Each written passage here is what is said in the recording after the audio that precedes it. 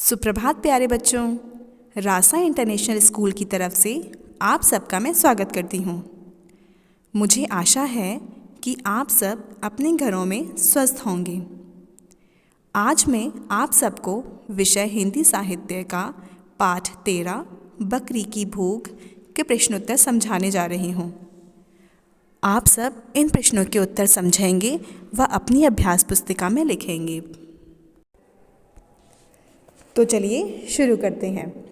सबसे पहले आप सभी अपनी हिंदी साहित्य की अभ्यास पुस्तिका में डेट डालिए, यानी दिनांक डालिए, और उसके बाद हेडिंग लिखिए।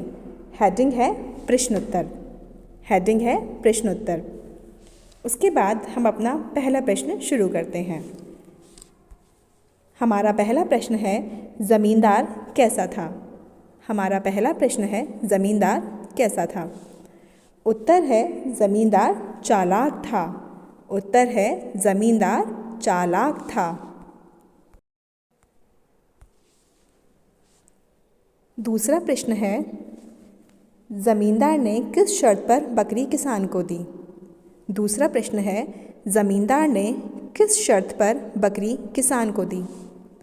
उत्तर है, ज़मींदार ने शर्त रखी कि यदि उसकी बकरी भूखी रह गई तो वह ज़मींदार की आधी भूमि ले लेगा। उत्तर है, ज़मींदार ने शर्त रखी कि यदि उसकी बकरी भूखी रह गई तो वह ज़मींदार की आधी भूमि ले लेगा। प्रश्न नंबर 3 है, चौथे दिन ज़मींदार ने पंचायत के सामने क्या कहा? प्रश्न नंबर 3 है, चौथे दिन ज़मींदार ने पंचायत के सामने क्या कहा?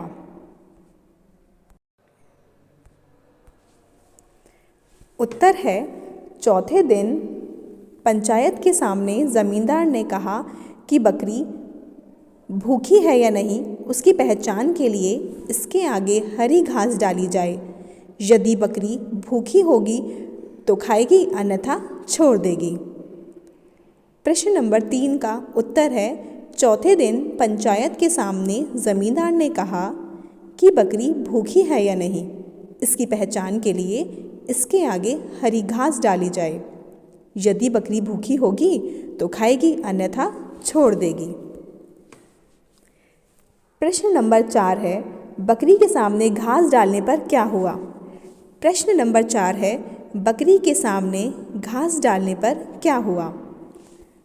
उत्तर है, जब बकरी के सामने घास डाली गई तो वह घास खाने लगी।